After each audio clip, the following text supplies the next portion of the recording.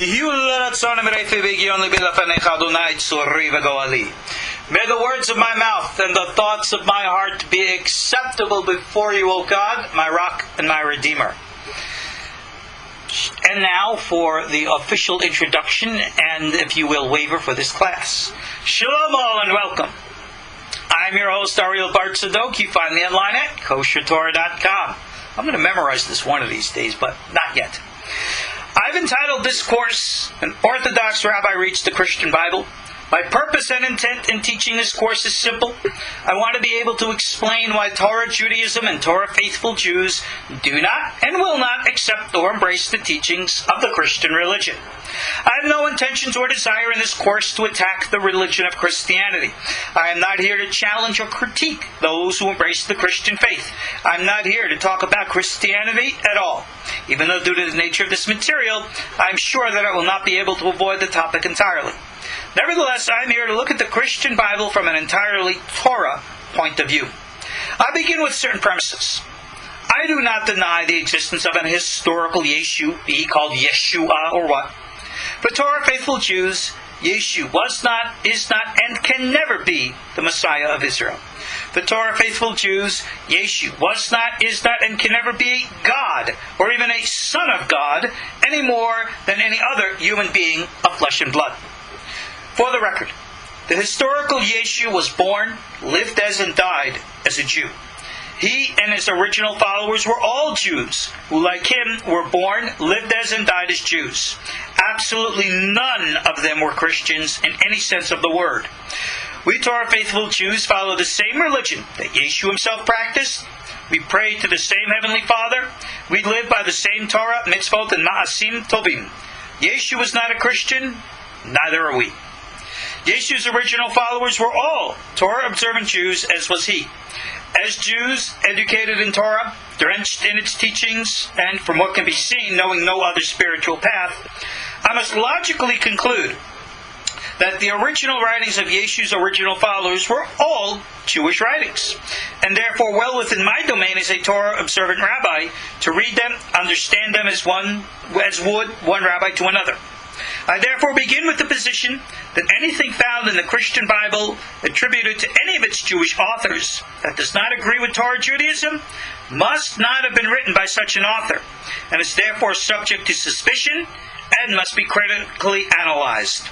And that is what I am here to do. Like many Torah sages before me, I do not accept the Talmudic midrash about Yeshu at face value. Those teachings were meant to be polemic, not historical.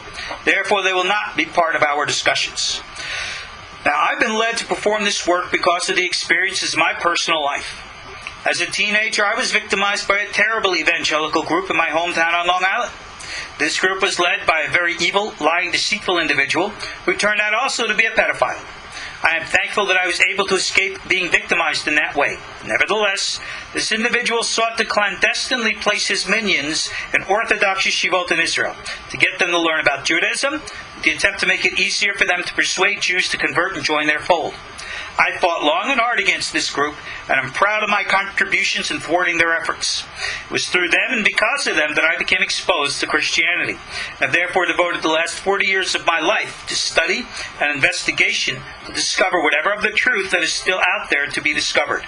Now, after 40 years, I feel confident and ready to share my insights and discoveries with you. So again, I reiterate, I am not here to attack our God-fearing, Bible-believing Christian neighbors. I hold them in the highest esteem and respect.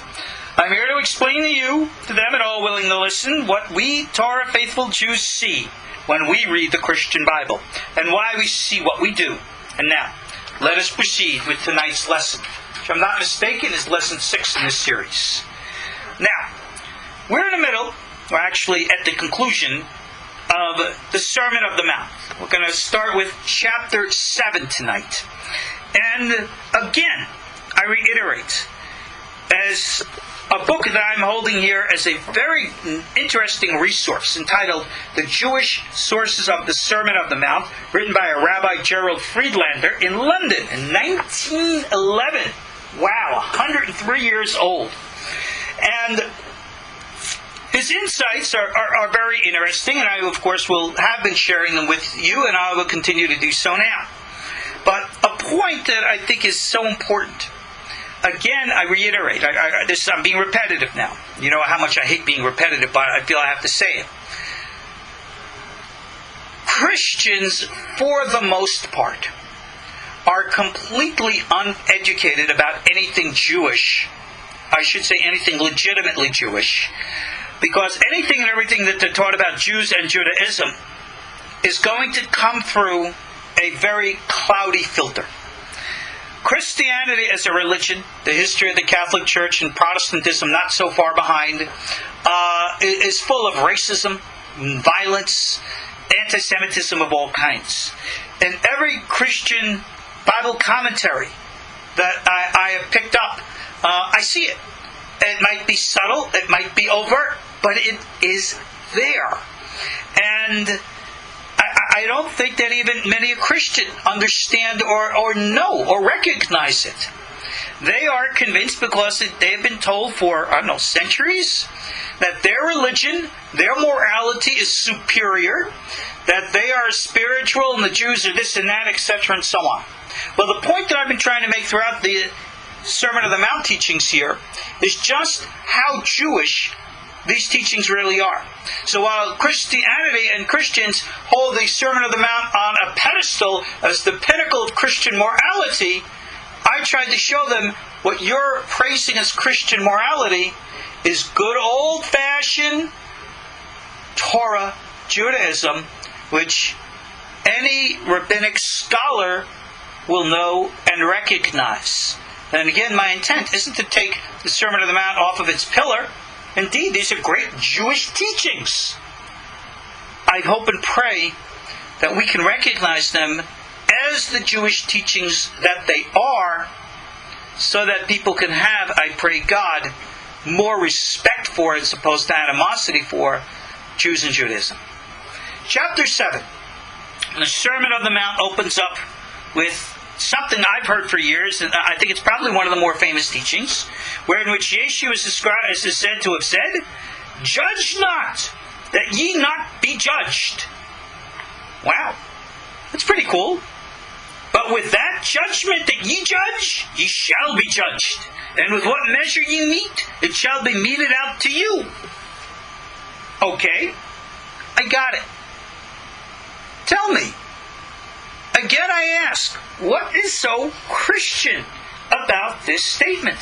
Indeed, let me share with you this.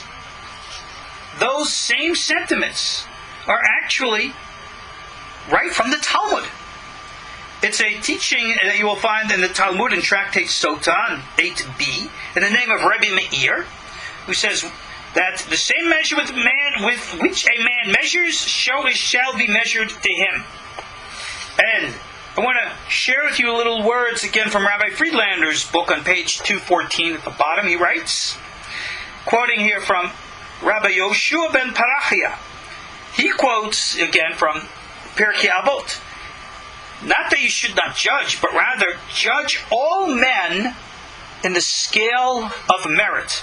And Rabbi Friedlander is now going to compare these two. And he states like this. In our opinion, this Pharisaic teaching of Rabbi Yoshua ben Parachia is infinitely superior to that of the gospel.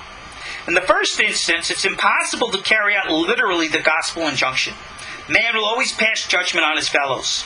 And again, the gospel saying is inferior because it is in the negative, while the rabbinic saying is in the positive, universal, based on the ultimate human principle of love. An idea and a concept most Christians would never think Jews hold and embrace. Why does the gospel tell a man not to judge his fellow? Because if he should disobey, he will be judged by God. This sanction of fear is absent from the rabbinical saying. The dictum, "Judge all men in the scale of merit," has been expanded into the teaching, quoting here Sabbath 127d, "He who judges his neighbor in the scale of merit will himself be judged in the scale of merit."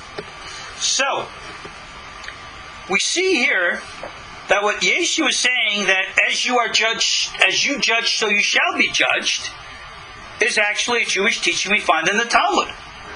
And I introduced this in our last class, and I'm going to expand on it right now. That this is a teaching brought down even to Judaism to this day. I want to share with you the words of the famous Baal Shem Tov, founder of the Hasidic system. In Parashat Kodashim of the book Baal Shem Tov, he states like this. Now, I'll read the Hebrew and then I'll translate. Yargil atzmo ladun et kol harasha'im ha'ovrim leta'avon lekav zechut. This language, for those of you who know Hebrew, should recognize this is even a little bit more strict. Listen, you should regulate yourselves to judge all the wicked, right, who violate for the sake of their lusts. Judge them, as he says here, with a measure, with a good measure. Kav zechut. Alright? And now, he goes on and he continues. Denoda. Dim adam elamed chov al eiz rasha. V'posek alav et adin. Omer she'ru'i hu she'yavo ala poranut kazeh kazeh. If a person looks at someone who he considers to be wicked, and he condemns him, and he says, this judgment should fall on his person's head. Right?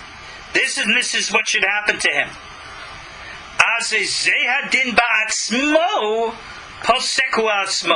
What you yourself think should happen to the other guy, this is what's going to happen to you.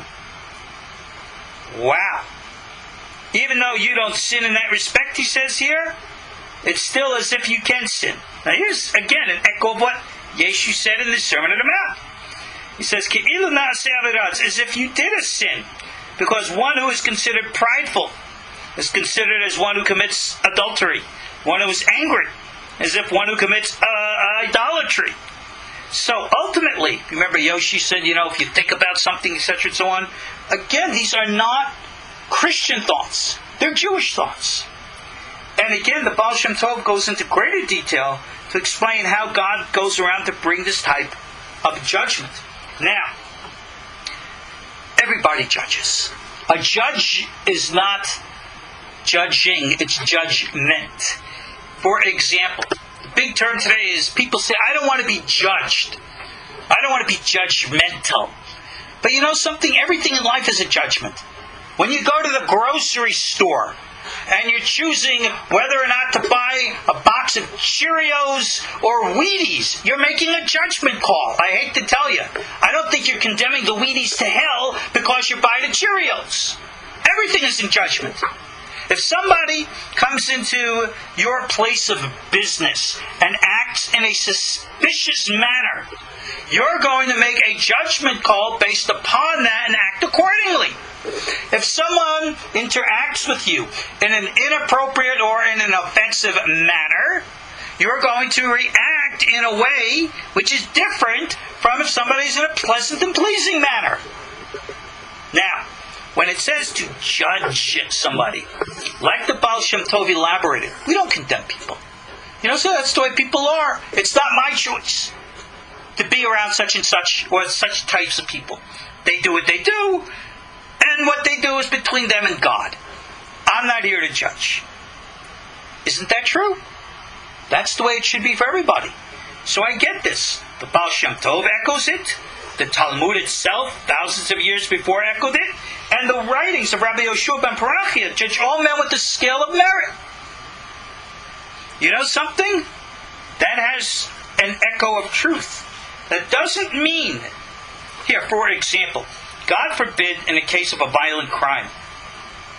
You have a person who commits a terrible crime against someone else.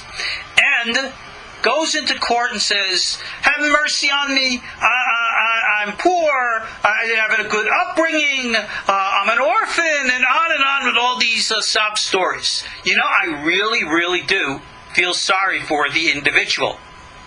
But yet at the same time, that's not going to blur the fact that the person is guilty of a crime and therefore must be punished for that crime. Period.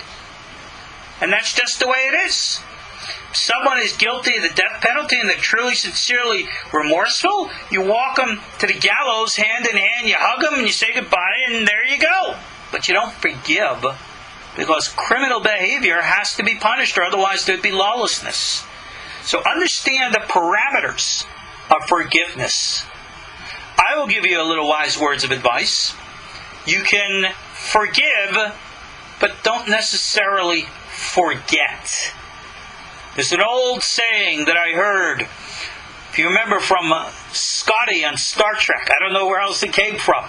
Fool me once, and shame on you. Fool me twice, and shame on me. So therefore, while I might forgive somebody, bottom line, I'll keep an eye on you. I'll keep you at arm's distance, and I won't allow you into a position to do something again. But judging? Forgive me. I'm a teacher. I am not a judge. I do not have a court. There's no jury present. There's no bailiff. There's no prosecutor. People judge themselves. And that's in God's hands. And that's just the way it is. On that note, Yeshu, again, remember, this is supposed to have been a compilation of teaching. So they have him continuing. Why beholdest thou the mote that is in thy brother's eye, but consider not the beam that is in thy own eye? Really? Or how wilt thou say to thy brother, let me pull out the mote of thy eye, and behold the beam that is in your own eye? You hypocrite, thou hypocrite. First cast out the beam out of thy own eye, and then shalt thou clearly be cast out the mote of thy brother's eye. Really? So in other words, people are hypocrites. Really? Wow. What a concept. But again, almost word for word, this is a quote from the Talmud. Tractate Erechim 16b. Rabbi Tarfon, who again Rabbi Friedlander puts in parentheses here, says a contemporary of Matthew and Luke. Quote, I wonder if there be a man in this generation that will allow himself to be reproved. If someone says to his fellow, cast out the mote out of thine eye, he will retort, cast out the beam out of thy own eye. He says this is also actually quoted in Baba Batra. So you see, what Yeshu is saying here, like certain church fathers have already noticed, is that these are classical Jewish teachings. We should reclaim them as such. We shouldn't cast them away. You know the old saying, you don't throw out the baby with the bathwater. Now, switching a wee bit. Yeshu now is caught. Listen to these words. Verse 6.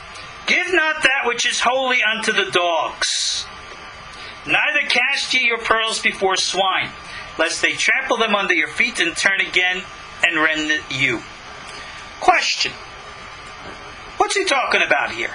What is that which is holy, and who are the dogs? There's a dramatic pause here for you to think for a second. Now, I'll answer you in Yeshu's own words.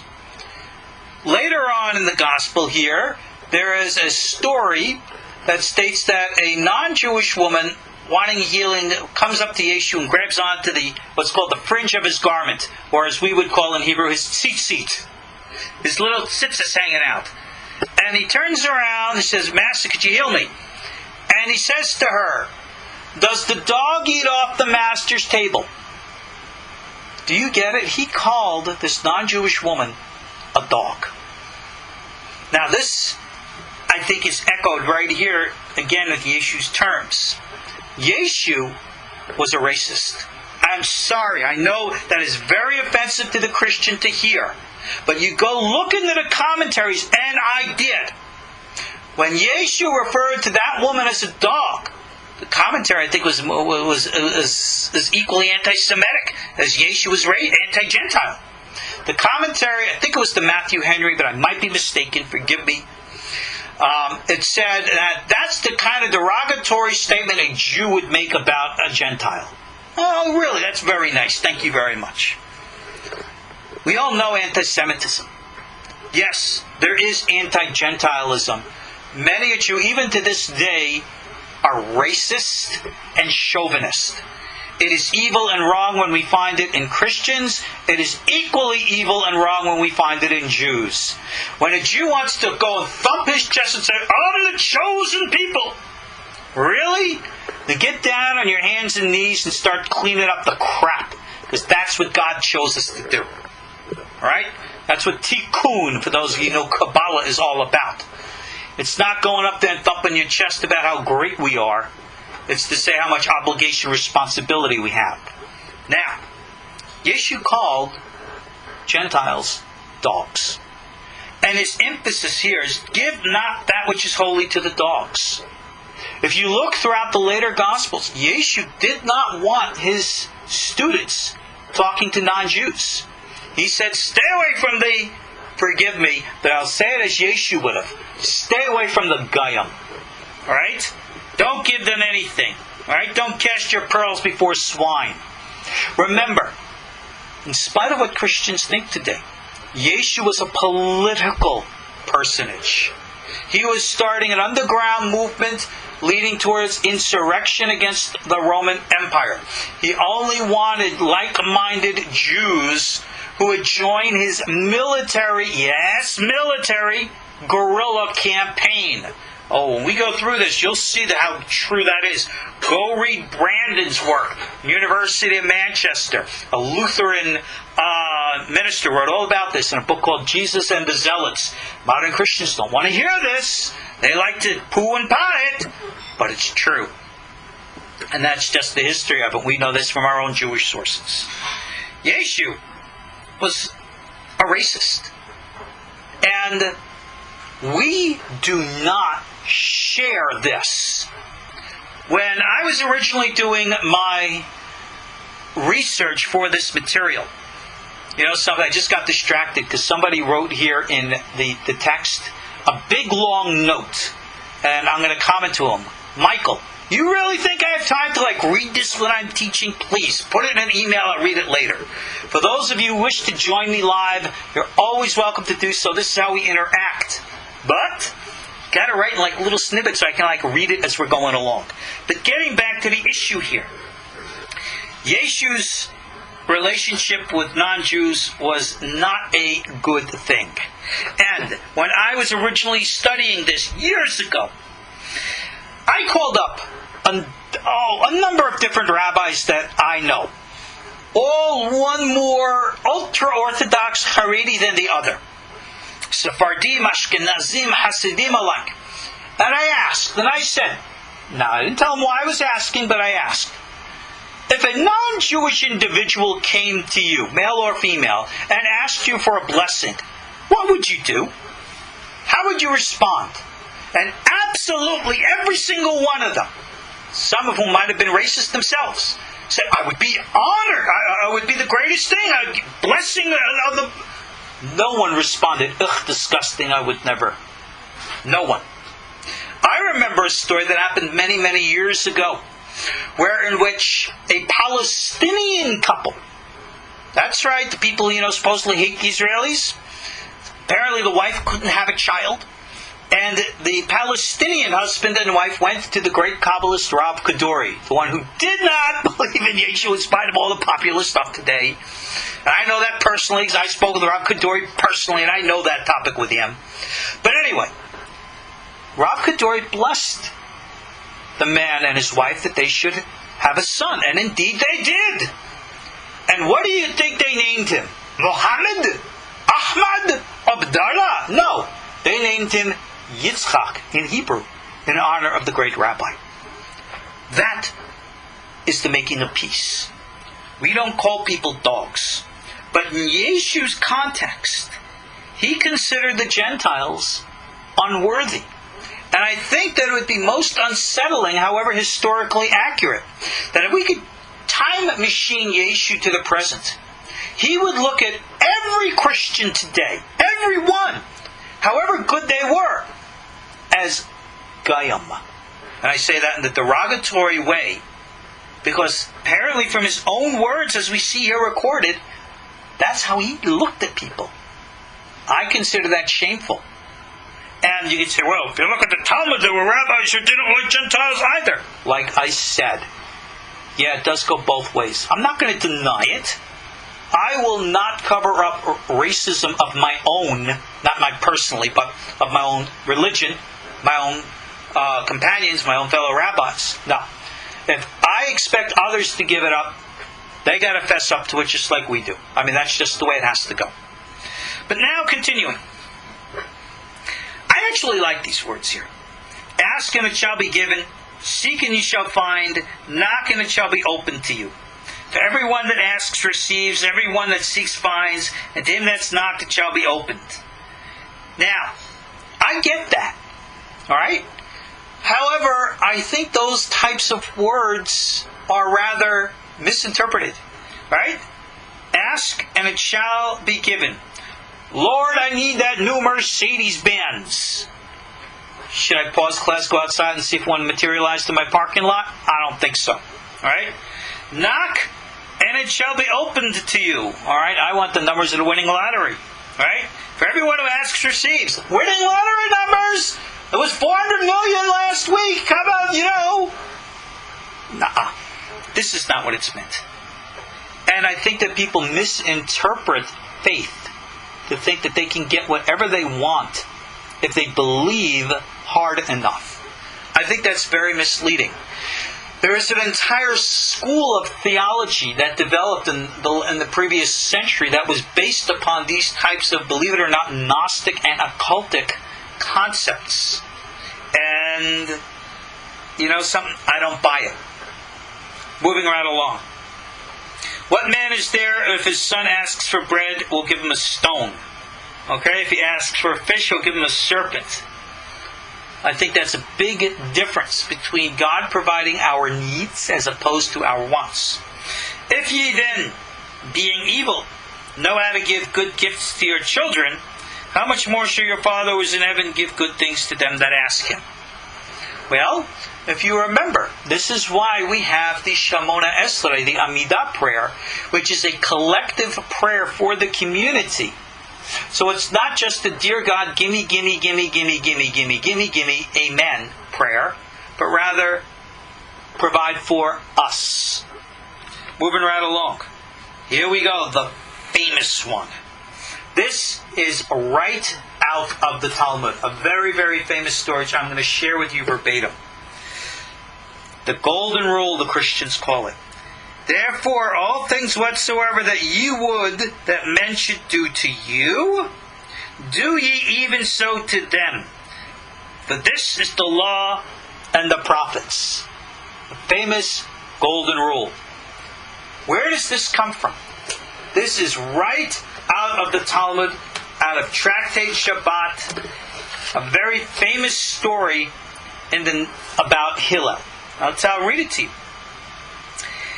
It says here, there's a story about a certain non-Jew who once came to Shammai and said to him, make me a convert in the time that you can teach me the entire Torah while I'm balancing myself on one foot. So what does Shammai do? Apparently he won't cast his pearls before swine. It says he pushes him away with a builder's ruler that he was holding in his hand. But now this non-Jewish individual went to Hillel. And Hillel accepted that he would convert him. And this is what he taught him. He says, do not do to others what you do not want done to yourself. And here's the interesting. This is the whole Torah. The rest is commentary. Hillel was of the generation before Yeshu. Yeshu is quoting Hillel. But Hillel says one other thing here, which I consider to be some of the most important words of them all. Zil Gamar, which is Aramaic for go and do it. In other words, what our sages have always taught with regards to all the 613 commandments, they're divided into two basic categories. Commandments between man and God, and commandments between man and men. And, as rabbis throughout the centuries have always echoed, the commandments between men and men, righteous, moral, decent behavior, must always take precedent. It's a sign of religious hypocrisy, where people wish to be strict, with the laws between man and God, and at the same time lenient, in other words, non-observing, of the laws between our fellow human beings. You'll find echoed in the Talmud, it's best to be strict in observing the laws of proper righteousness and behavior. And the laws between man and God, God understands. But now, continuing. Enter ye at the strait gate, for the gate is wide, and broad is the path that leads to destruction. Many there will be which go in the reet. Because strait is the gate, narrow is the way, which leadeth unto life, and few be that find it. Well, there's the wide road and the narrow road. You take the high road, I'll take the low road, right? I'll be in Scotland before you, and the rest. Right? Follow the yellow brick road and all the rest of that stuff. But, again, this is an interesting echo that you will find in later prophetic, messianic, and Kabbalistic teachings, that it states that even though the Torah goes forth, when the time comes in the messianic times, those who will, if you will, live to see it, it says two of a family or one of a city. Very, very few. And that's always been the case. If you look at it, the world of religion today, we are beset with hypocrisy, insanity, religious extremisms of all kinds. So much so that many people just want to throw it all away in disgust. Well, you can't do that. Like the old saying, you don't throw out the baby with the bathwater just because the bathwater is dirty. But it's so hard today to navigate through those streams. It can be compared to walking the razor's edge. I know so many people in urban ultra-Orthodox communities who are desperate to leave, who I've begged, come out here to Tennessee, join me, start our community, work with us, and they're afraid to leave. They're afraid to be ostracized. They're afraid, actually, one or two have said, of violence. This is very bad. And that fear is very overwhelming. But yet, they cannot escape the harmful influences around them, which from the outside can act like a poison to destroy. The straight and narrow path, our sages have talked about it always. But this is what it always requires of us. Again, a Jewish teaching here. And now, listen to this. Beware of false prophets who come to you in sheep's clothing, but inwardly are ravening wolves. You shall know them by their fruits. Do men gather grapes or thorns, of figs or thistles? So even so, every good tree bring forth good fruit, but corrupt tree bring forth evil fruit. A good tree cannot bring forth evil fruit, neither can a corrupt tree bring forth good fruit. Every tree that bringeth not good fruit is hewn down and cast into the fire. Wherefore by their fruits shall you know them. This is what we call in Hebrew a mashal. A mashal is a parable, commonly used by the rabbis. You see it all the time in the Talmud, and the Zohar, everywhere. What's all this good tree, bad tree, and good fruit, bad fruit stuff? Who's he talking about? Think about it. Christians will want to say false prophets are people who are not truly preaching the gospel of Christianity. They're not in line with what Paul taught, or this one or that one taught. Oh, really? You know something? Most Christians might be shocked to know, but Yeshu actually never ever read the Christian Bible.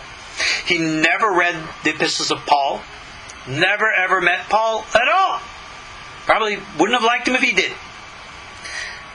Who are the false prophets?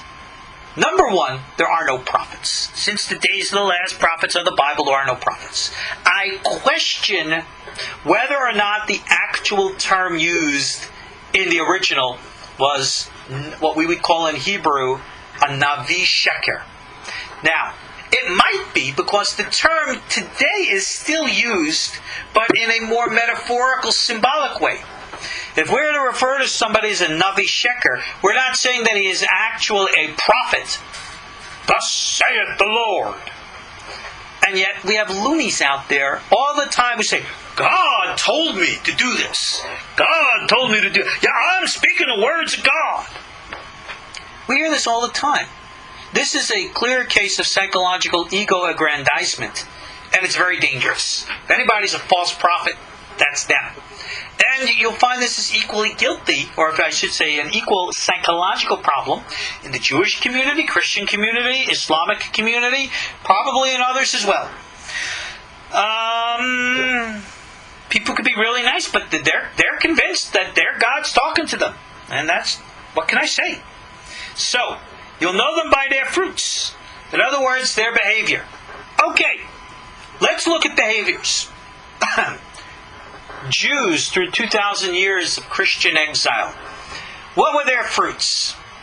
They built communities, they worked together, and they suffered persecution, were beaten, killed. What do Christians do? Well, look at the Crusades, look before it, look after it. Look at all the attacks, the anti-Semitism, and the violence. While your average Christian reading these words today would say, oh, they're speaking about those who aren't doctrinally pure Christians. I will say to you that Yeshu, if he were alive today, would say, this is the church in its entirety. Protestant, Catholic alike.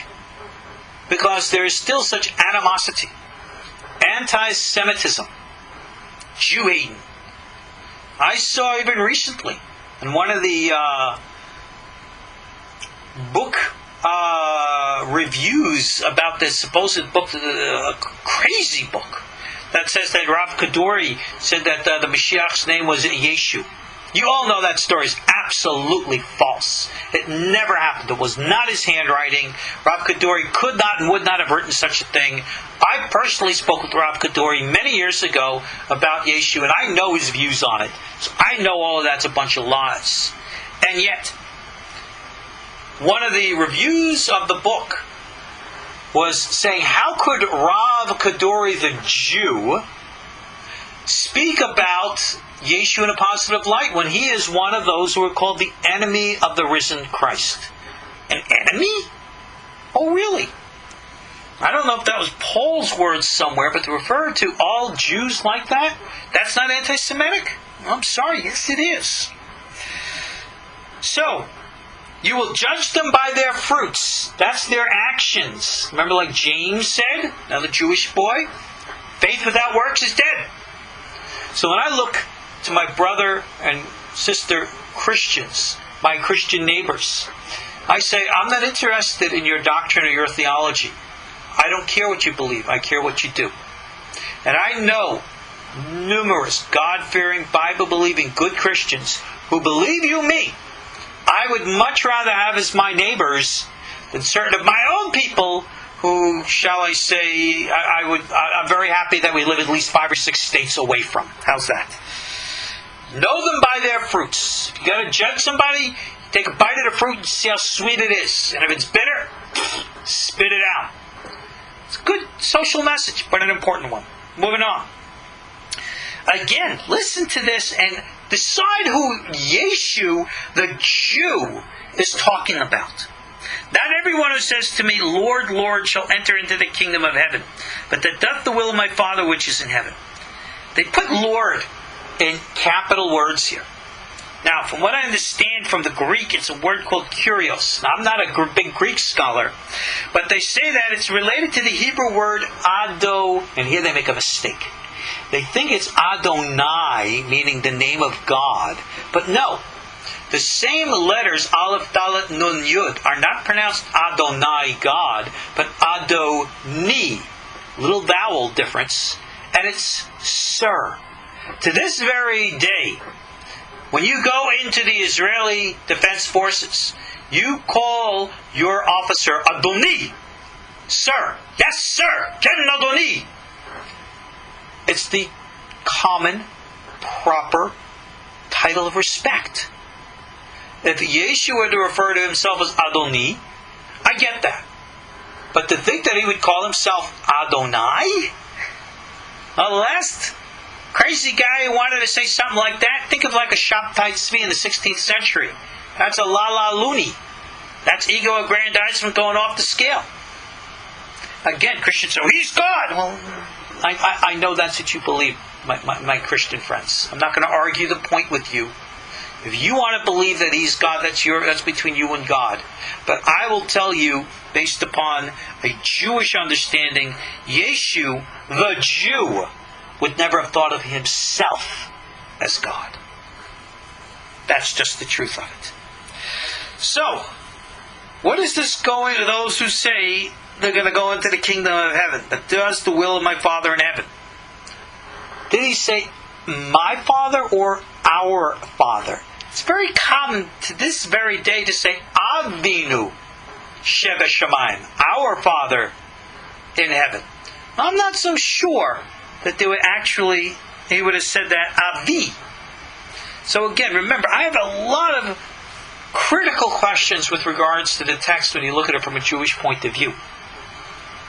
Many will say to me in that day, Lord, Lord. Again, they're projecting him within the context, like he's God and he's judge in heaven. I can't see the historical Yeshua ever talking like that, because he never would have. Alright? Many will say to me, we have prophesied in your name, we cast out devils, we've done many wondrous works. In other words, sound and light shows. And he says, and then I will profess unto them, I never knew you. Depart from me, ye who work iniquity. What is iniquity? Bottom line, like any Jewish rabbi would tell you, those who violate the Torah and the commandments. Yeshua himself said that. Right back at the beginning of the Sermon on the Mount. Think not that I've come to abolish the law. This is why we observe the Torah and the mitzvot. This is God's revealed will. And I can think to this day, how many people are going to be heartbroken to think that because they hold to a theology that they're going to expect some kind of reward for it and not be held accountable for their immoral behaviors towards their fellow man. And notice I didn't say I'm talking about Christians, because I'm not. I'm talking about Jews, Christians, everybody. Somehow, somewhere, when the time comes, whether it be in the great pearly gates in the afterlife or in a time in the future in this world, one way or another, our humanity is energy. And our energy has to be properly calibrated at a specific frequency. That's called righteousness or holiness, depending on the frequency. And if we are out of sync, not calibrated properly, well, then you got to be fixed. And you're going to say, hey, wasn't I religious? Didn't I do this and that? No. Sometimes it's just not good enough. Moving right along. Therefore, whoever hears these sayings of mine and does them, I will liken him to a wise man who builds a house upon a rock. And the rain descends, and the floods came, and the winds blew and beat upon that house, and it fell not, because it was founded upon a rock. Kind of reminds me of the three little pigs, the house of brick. Okay. And everyone that hears these sayings and does not do them shall be likened to a foolish man who builds his house upon sand. Rain comes, flood came, winds blow, beat down the house, and it fell. Isn't this good Musar? Musar, again, being moralistic teachings. This is the way it's supposed to be. And that's the way we're supposed to understand something. So anyway, moving right along. That ends the Sermon on the Mount. And now you have the response here of the people. And I was very curious about this. I did a wee bit of research, and I'll share with you what I found. Let's read verse 28 and 29. And it came to pass when Yeshua had said these sayings, that the people were astonished at his doctrine. Oh, really? They were astonished at his doctrine? Well, based upon everything that we have just read now in the last 3 weeks, why were they astonished? Hillel had been saying this for a while. Rabbi Meir, Rabbi Tarfon, Rabbi Yeshua ben Parachia. All of these things have been around. Remember, in those days, they didn't have printed books like we do today. People learned orally. And these teachings were floating around for at least decades until they were now put in Yeshu's mouth. And we all, who knows what the actual history of the speech, if you will, the drasha, was. There was nothing astonishing in it. I don't think that the word astonished, even though it might be in the Greek, I don't think that was an accurate description. I think they were probably more perplexed, maybe even confused. Why? Because of what it says in the next verse. And I quote, "For he taught them," and this is what this version says, "as one having authority, and not as the scribes." What does that mean? "Oh, I say to you." Oh, what do the scribes say? Somebody else says to you? First of all, you must understand that the Hebrew word for authority is moshel. Okay? However, it's the same word as mashal, which means parables. And it does make more sense to me for saying that they would have been perplexed by his doctrine, for he taught them as parables and not as the scribes, who were known to be meticulously, as we'd say in Hebrew, very pshat, very straightforward. Granted, from time to time the rabbis spoke in parables, but for the most part they were straightforward shooters, if you will, because they were trying to get people to understand. I believe from other places that one of the great complaints against Yeshu was that he always spoke in parables and they didn't understand. And if we understand these two verses in that light, then it makes sense. But to say that he spoke with authority, astonished at his doctrine, the scribes had authority. The Pharisees had authority. The Essenes had an authority. So I don't see that authority here that the Christian is, if you will, predisposed to see. I mean, they're going to see it because they want to see it. I'm sorry. Not only do I not see it, I don't see what the historical people, all traditional Jews. Now, let's project who the audience of Yeshu was. You got a Rabbi who's sitting up on a hill somewhere talking to the people. Okay. Who is going out to listen to him? The people who don't care about religion? Well, why would they be listening to a Rebbe? The people who are anything other than religious. In other words, the people who are going to go and listen to a Rebbe are people who are interested. And most likely, Yeshu was not the first Rebbe they listened to. So they would have been exposed to and have heard many of these teachings. Once he starts giving the golden rule, they wouldn't say, "Wow, what an astonishing teaching." Half the people in the crowd would have nodded their heads and said, "Yeah, that's what Hillel said." When he says, "Judge not to be not judged," they go, "Yeah, we read it. Rabbi Meir, Rabbi Tarfon, yeah, we heard these things." Their response would not have been, "Wow, what a profound revelation we've never heard before." It's just not the history. I have a question here in text. Do I think Yeshu was considered a rabbi of his times? And the answer, of course, is yes.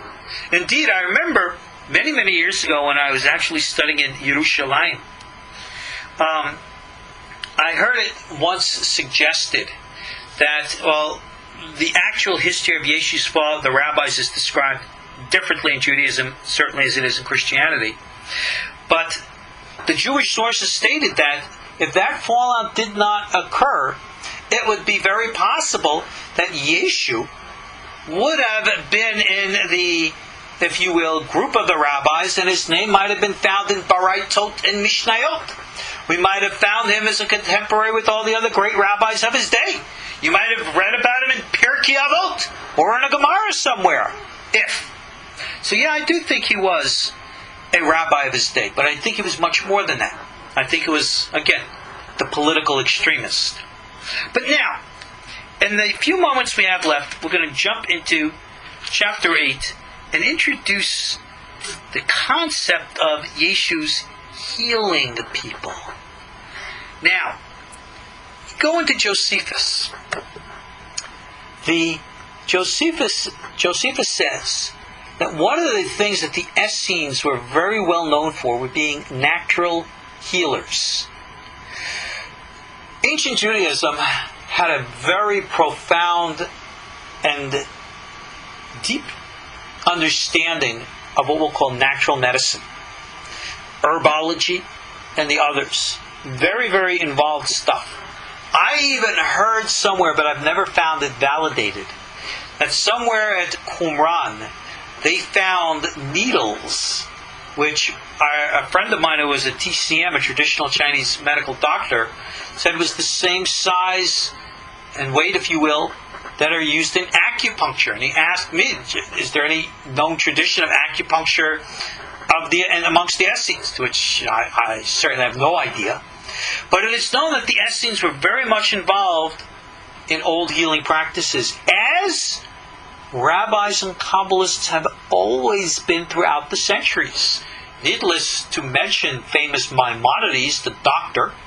Now, even into recent times, the famous Baal Shem Tov, again the founder of the Hasidic movement, he was known as a healer. Now, these healers didn't heal with magic and hocus pocus. They didn't heal with invoking the names of angels. They were herbalists. They knew energy work. Energy work. Is there anything religious about that? Anybody knows anything about energy, if you know what's called in Chinese Qigong or Tai Chi, there's nothing spiritual about that. And anybody who thinks that it is clearly mistaken.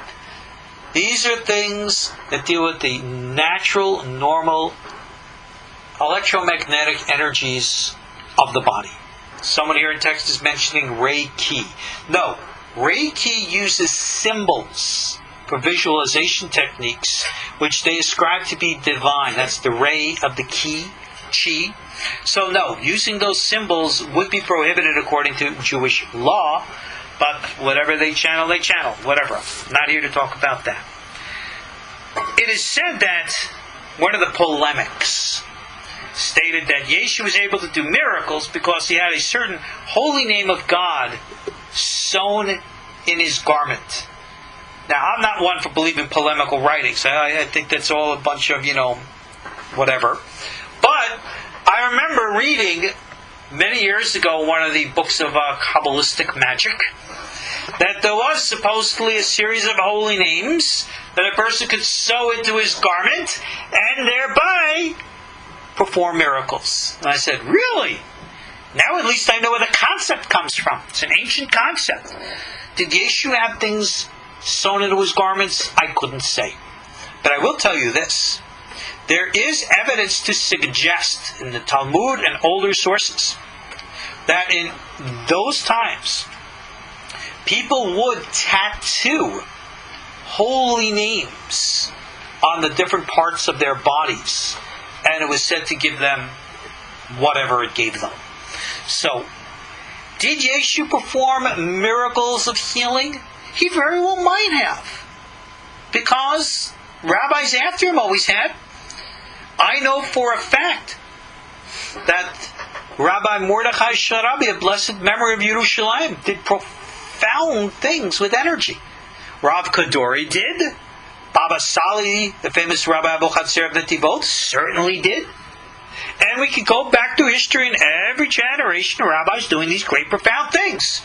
To think that Yeshu could have done it, it doesn't stun me or surprise me if he did. For a Christian not knowing any different, that would be a sign of God on earth. Well, then God must have come down a lot of times, sometimes in the same generation. Right? Is Rav Kadori God? Is Rav Abu Chatzera God? Is Rav Sharabi God? Is the Baal Shem Tov God? No. You see, this is the problem that a lack of education causes. Moving right along. A few minutes we have left. It says, behold, there was a leper. And it says in the King James, and worshipped him. No. No Jew would ever worship another. Would he bow down and maybe show respect? By all means. Would he kiss his hand? By all means. To this very day, even I myself, if I go and see my Rav, I will always bow before him and kiss his hand. I'm not worshiping him, though.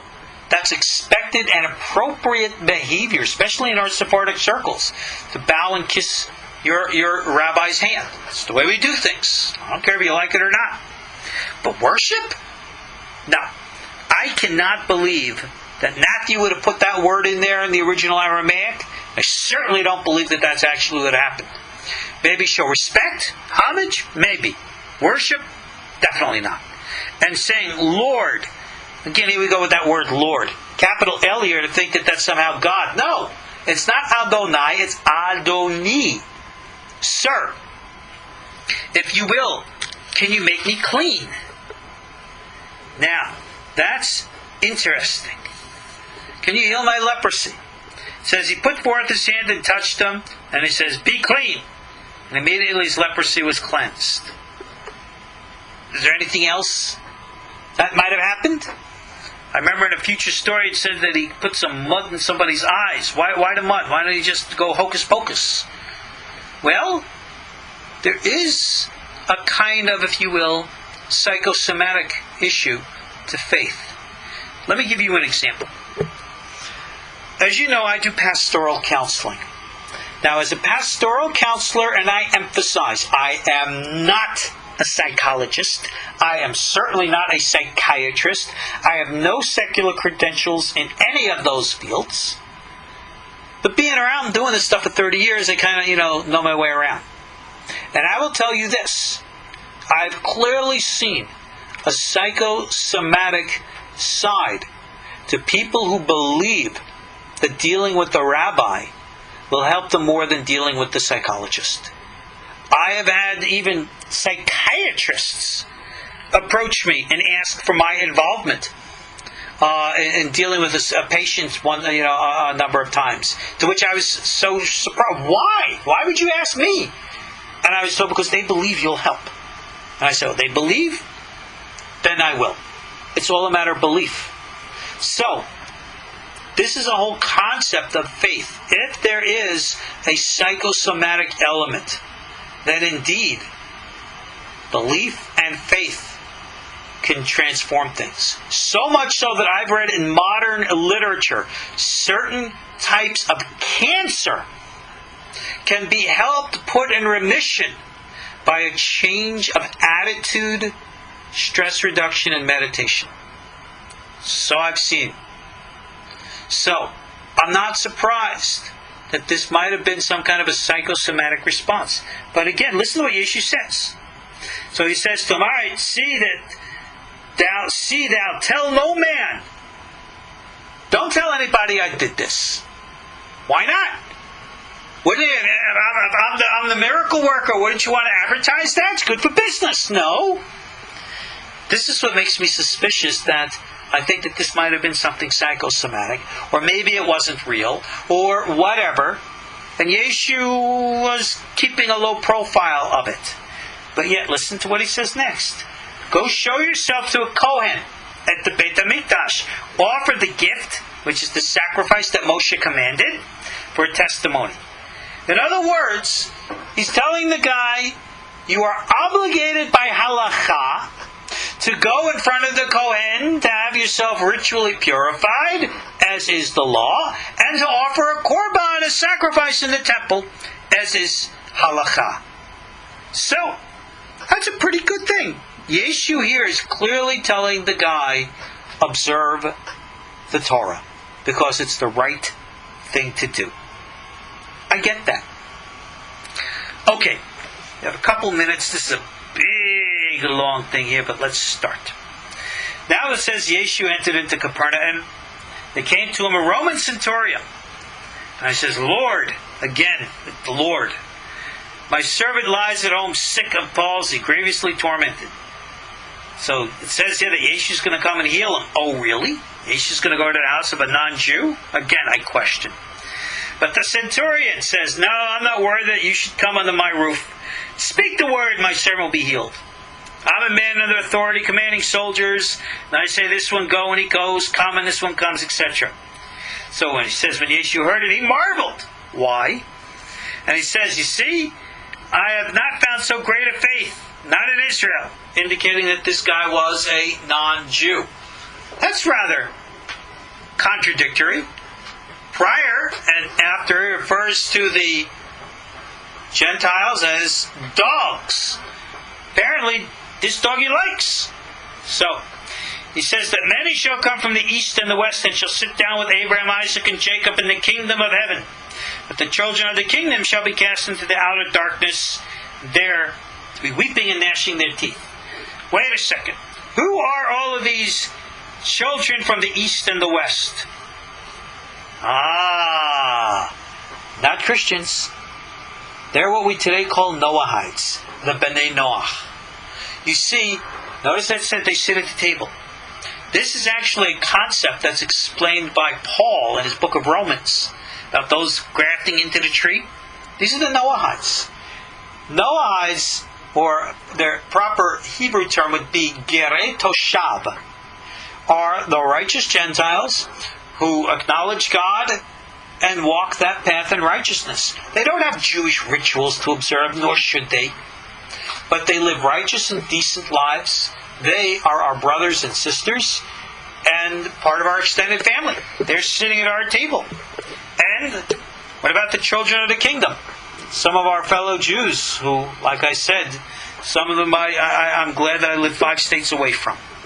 But okay, on that note, we've pretty much concluded for this class, and God be willing, we'll pick up where we left off with more of the stories and our critical and hopefully Torah-based insights into that. Thank you again all for joining me. I'm your host, Ariel Bar-Tzadok. Come see me online at koshertorah.com.